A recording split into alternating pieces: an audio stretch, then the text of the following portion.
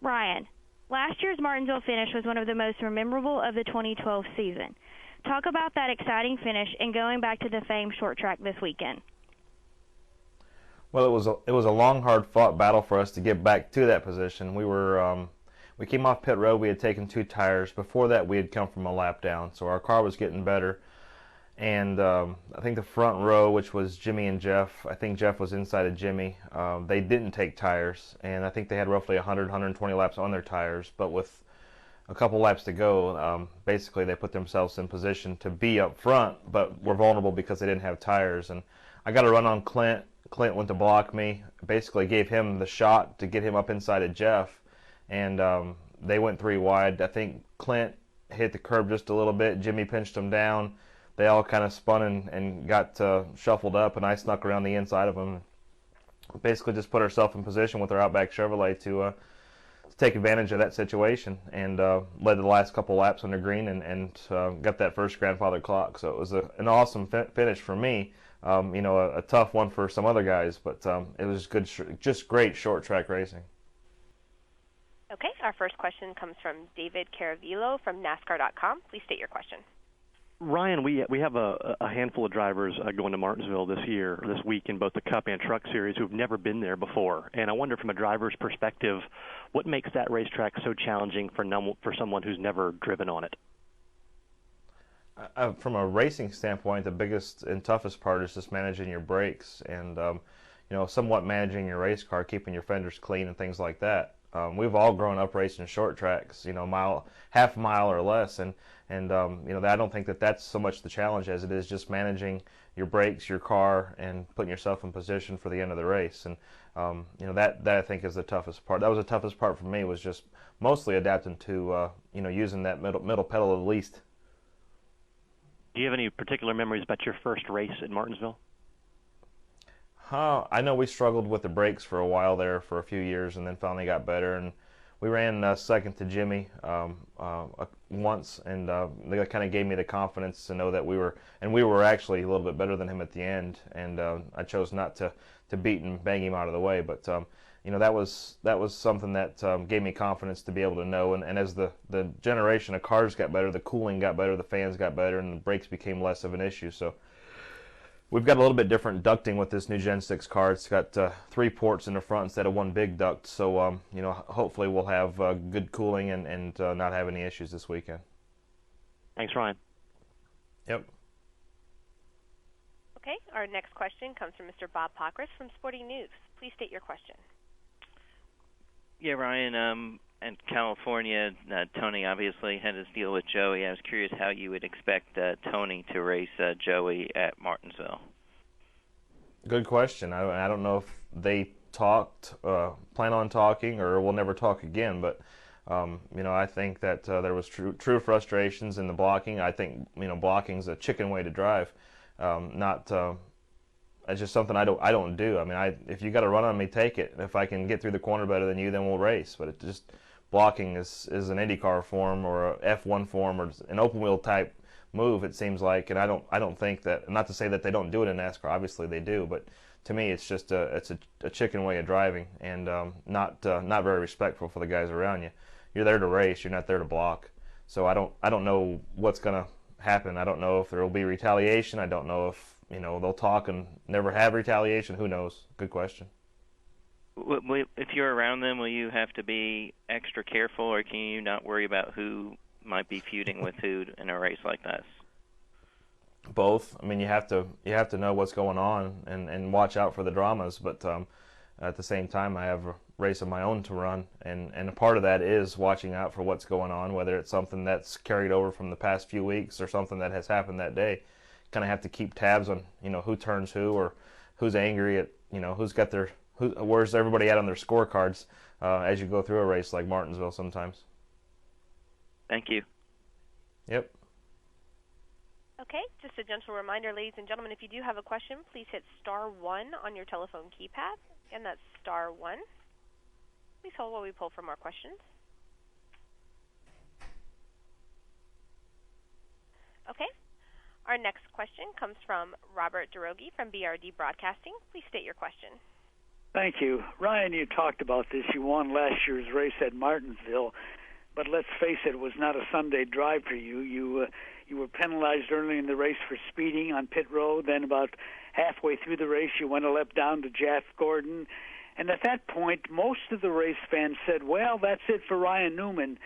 Can you explain, other than the caution flags and the accident, can you explain to NASCAR fans how you and your entire crew never give up in those type of situations? You just keep pressing onward and onward.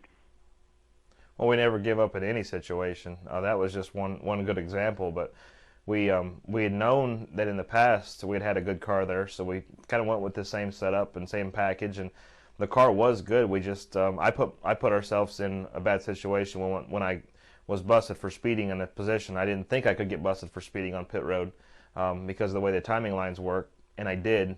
So that was my mistake. But to fight back the way we did, we made the car better throughout the race, and it was just great teamwork. And the guys did a good job on that last pit stop to put me out fifth, which gave me the opportunity to give Clint a little extra courage going into turn one. But every weekend we have different challenges, and as a team, every team has different challenges. But for our team, we never give up, and I'm sure every team says that. It's just a matter of who fights through it the best. And we had a great Sunday, a year ago.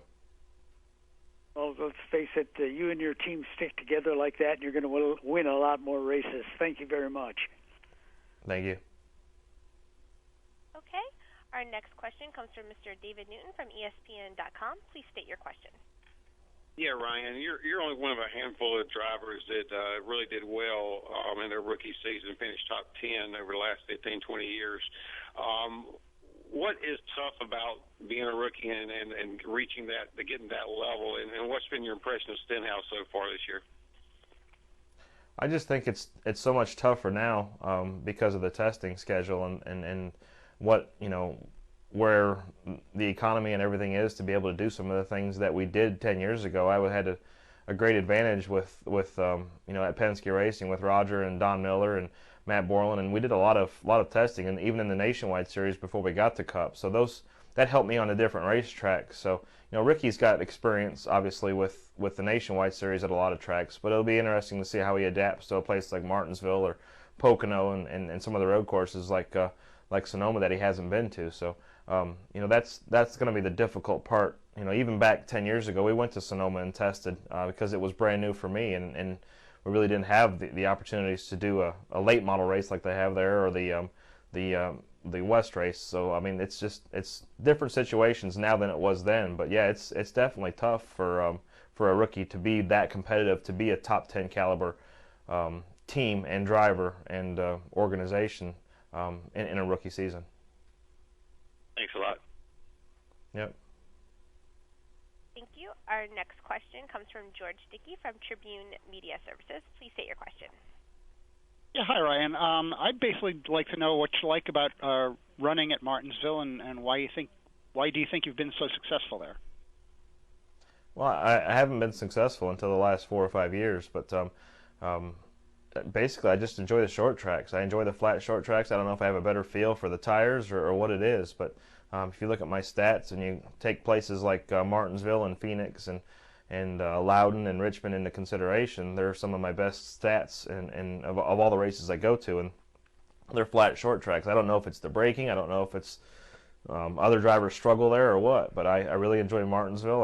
I enjoy the history of our sport. I enjoy all the things. If you look back to the modified days and the old coupe days and things like that makes it special, even more special for me to be doing what I'm doing and reach back and have a part of history and to have that grandfather clock now. So it makes you just like a Daytona 500 trophy, it makes you want one just that much more. Okay, thank you, sir. Thank you. Okay, our next question comes from Kenny Bruce from NASCAR.com. Please state your question. Hey, Ryan, you guys have had back-to-back top tens now in your last two starts. Do you feel like you've kind of put the early problems behind you, and are you surprised that you're 20th in points after 5 races? With the 2 DNFs, and you look at how some of the guys like Keselowski and Earnhardt have come out of the box with multiple top 5s and top 10s that in the first 5 races, they make it even tougher on us. But our 2 DNFs, they've blown right front at Phoenix, and then the engine failure from my missed shift at Las Vegas really put us in a hole. So the last 2 races definitely helped out. To know that we can be competitive at a place like Bristol, where we run 7th, California we ran 10th, and Daytona we ran 5th. To look at the differences in the racetracks, that kind of gives us a little bit of perspective for the season, to know that we're versatile. Go to different racetracks, and we can be competitive as a driver, as a team, and within the organization. So I look forward to Martinsville, but those 2 DNFs really hurt us in the points. So I'm not so much worried about being 20th or wherever we're at, as much as I am, making sure that we keep the top 10 streak going and moving forward. And I think we can do that at Martinsville. Okay, thanks. Yep. Okay, our next question comes from Dwight Drum from Race Intake. Please state your question. Thank you, Ryan. Along the same lines, Tony Stewart commented last year that it takes about 5 races into a Sprint Cup season to see which teams will show strength. Do you agree with that? And how do you feel now about your team's efforts going into this race number 6? I agree. I agree, especially this year with the new car. You take the first 5 races that we've had, they're at 5 entirely different kinds of racetracks. And I think that is, when it comes to analyzing the start of your season and the performance of a team or an organization, yes, the first 5 races give an indication of who's done their homework and who's coming out of the box strong. But it also tells you that for us this year, as far as the car goes, what the car has capabilities of and how it raced. And I've been pleasantly surprised. Thanks, Ryan. Good luck this week. Thank you. Okay, and our next question comes from Brett Winningham from motorsportsnet.com. Please state your question.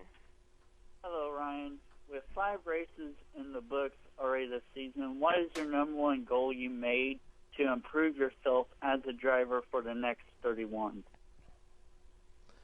I can't sit here and say that I've got one goal to be better. I think that we've done well for a new team with the 39 guys in our Quicken Loan Chevrolet to be as good as we are this year, with a bunch of new guys that are really new to their roles and new to the Sprint Cup Series for that matter. So I'm proud of what Matt Borland's put together as a team, and we've got 3 top 10s in 5 races, albeit 2 DNFs. But our ultimate goal, I would say, would be to have 0 DNFs for the next 31, because it's going to take 0 DNFs in the last 10 to be a champion. And my next question is that you had last weekend off. What are some of the things as a driver do you go over with the crew that you wouldn't have time during a race week? Just some of the things that they've taken some time off too, so it's good for us to kind of separate ourselves from the things that we love with respect to racing and enjoy some family time and enjoy some time away doing something a little bit different. But for us, it'll be getting back towards racing and talking about Martinsville. And I was talking to my crew chief Matt today already about Texas. I mean, we're already thinking about Martinsville, but we're already thinking about Texas as well, as far as some of the things we can try on the intermediate tracks to make our Quicken Loan Chevrolet even faster.